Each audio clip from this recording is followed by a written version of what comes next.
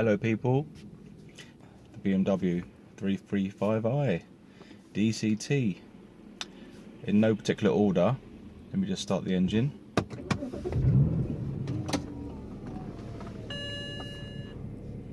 The seat belt pushers, that's handy. Click, then it retracts back. So not number one, but one of them is the seat belt pusher lever, which actually you do have problems on some of them, but mine seems to be okay. I like, secondly, the looks of the car overall. I've got the Aero kit with 19-inch matching wheels, and I like the look of the car overall. I like the performance. It's standard 3-litre twin turbo N54 engine, which is 306 horsepower, and for about £300 to £500 you can get it chipped and you'll get about another 80 to 100 horsepower, so you won't be far off 400 horsepower. It's already very fast at standard anyway. Also, I like the overall build quality. Also, I like the quality of the standard speakers. They are excellent, very good sound from the speakers, so listening to your music is a joy. And overall, the build quality is excellent. You know, nothing sort of squeaks or rattles. Got a cigarette lighter port in there. You got a cigarette lighter port in there, and a 3.5 headphone jack, and a storage for your Red Bull. And this also compartment stays cool or warm depending on the temperature over here on your display.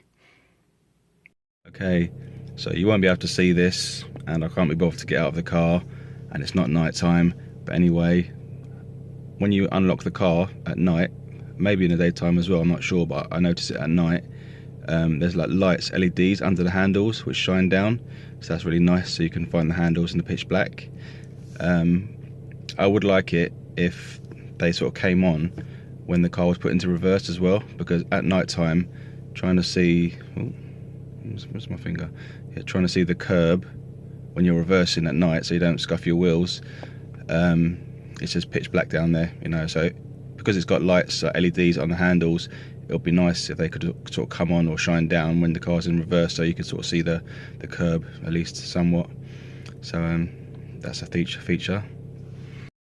So something else that I like that is a good option to have is heated seats. So you press it down the bottom there, little heated seat symbol, which is this, and then 3 lights come on, so that's like maximum power. Then you press it once and it reduces power, press it again to 1, or press it again and it's off. So usually I start at 3, then 5 minutes into my journey usually put mine down to 1, because I find myself getting a little bit too warm. But my girlfriend, or passengers, she just seems like hers at 3 all the time, no matter what. So there you go. So that's a nice feature. Heated seats, very good when you jump into your car and you're waiting for it to warm up. You just fire them on, and within a couple of minutes they're nice and warm.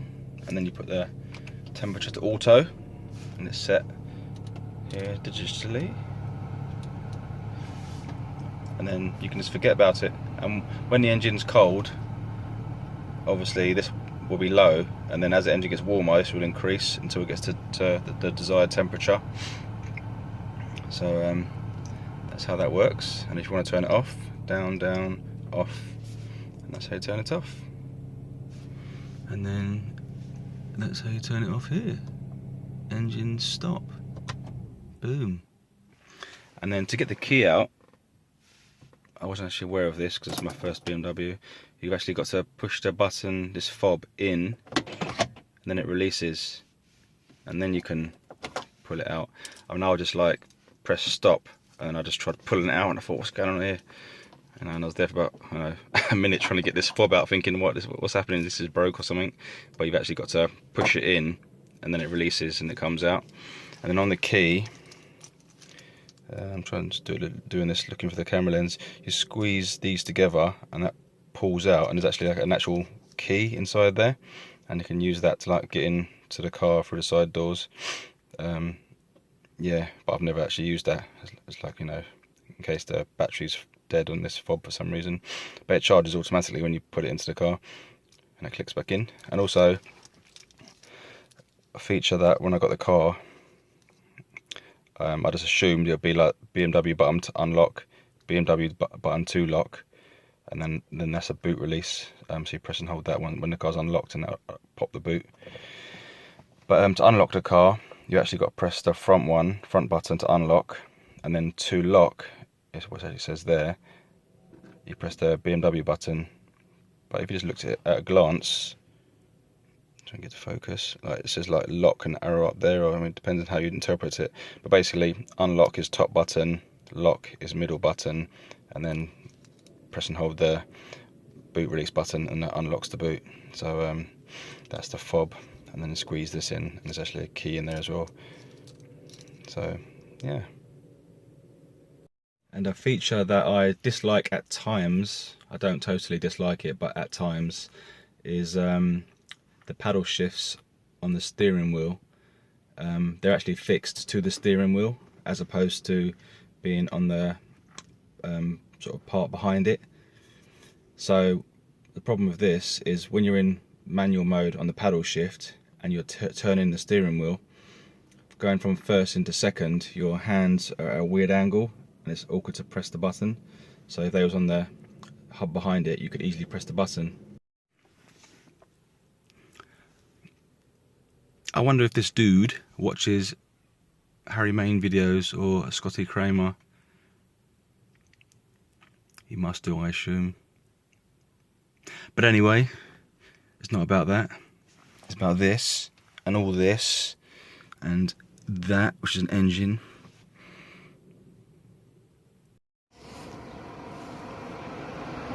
So overall, it's a simple but functional design. Automatic headlights. I like the fact that you've got the cup holders that push out of the dash. So I've got carbon fibre here as well. Donk. As opposed to sort of being down here, sort of holes, or over here somewhere. So I just like the fact that they push out of the dash, then go neatly back. I like the fact that it's comfortable. So you get in the car, just set it to whatever you want, and it just stays there. That's a nice feature. Just turn that off. I liked the DCT, dual clutch transmission, lightning fast manual style gear change options there. Or you can go over to the left, go to drive, kick it to the left, then it comes up with DS, manual one, and you can basically sequential pull it back second, third, fourth, fifth, sixth, or kink it back over to drive, comes up drive on the dash, and then it's basically good to go, which is good enough for most conditions anyway. So put that back into park because I'm parked up, and turn that off. Another feature which I like as well, which actually I didn't think of until just now, is this rest button. So the engine's off, but the engine's warm. So if I press rest button, it will resume the temperature, even though, don't know if you can hear that, even though the engine's off. So if you go into the shop to pay for your petrol when your passengers are in the car and the engine's off, they can just press that button and they can still stay warm. So that's a nice feature. Off again. So another feature I like is when you put the car into reverse, when the switch is to the right there, then the left hand mirror, so the passenger mirror, will go down. So I'm going to put it back into reverse and you watch the mirror. Reverse, mirror goes down. So that's a nice little feature. And when you put it back into drive or neutral or park, the mirror goes back up again. But I say that's only when this little switch is to the right. If the switch is to the left, then it doesn't. So yeah, when I first got the car I wasn't aware of that, but yeah, that's basically how that works. So yeah, another feature that I dislike about this car, which is just being fussy, because basically I really do like the car, I like most things about it, but one thing is the radio maybe on newer models or different models it might be different, but on my one it's not Bluetooth, so that would just be so much easier for connecting your phone, because I connect my phone via this little AUX 3.5 headphone jack. Let's try and get it all out. What's on the end of here? Okay, yeah, it's basically my girlfriend's iPhone connector. But basically, this pulls off and you've got a 3.5 headphone jack, which goes into the top of your phone. But the problem with that is it works well, but when you either have to leave your phone in the armrest and then just shut it down, but because you want to usually skip songs and mess about with your phone while you're passenger anyway, you sort of close that down and it's like then sort of on the wire, so it's pinching the wire. I mean, I haven't had a problem, but that then won't click down shut unless you sort of force it. But then, you know, I don't like the idea of that. So yeah, so that little 3.5 headphone jack there, AUX, was maybe just like here somewhere. That'd be perfect, because usually I just rest my phone in here anyway, like sort of like this. So a little jack just there will be, you know, nice and easy and neater. So either Bluetooth, do away with the wires, or if the port was here, or if an additional port was there as well as in there, then that would be handy. So that's something I dislike, I suppose. Another feature that I like is down here, this little side console. You pull it towards you, and then you've got access for a bit of paperwork or some change or something. So there you go, a nice bit of engineering. Then that pushes back flush, because when it's flush, obviously there's not much room to get your fingers in and out of there, so it just pulls open and then closes. It's a cubby hole. Wow.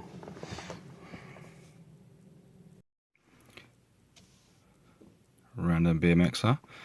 So basically, when you're feeding the steering wheel through your hand, say turning, you know, 90 degrees left or right, you know, your hands are not always going to be in this fixed position. You know, they're going to sort of, you're going to feed it through your hands. So therefore, when you're feeding it and you want to change from first into second, then if it was like fixed in the back here, it wouldn't matter where the steering wheel was. You could still sort of change in second quickly. So that's something that's I've just noticed when I'm driving. But usually in general I have the car just in drive anyway, or down here you can just have it over to the left and then you can just do it that way. So I just have one hand on the steering wheel and then you can just like then change exactly when you want into second.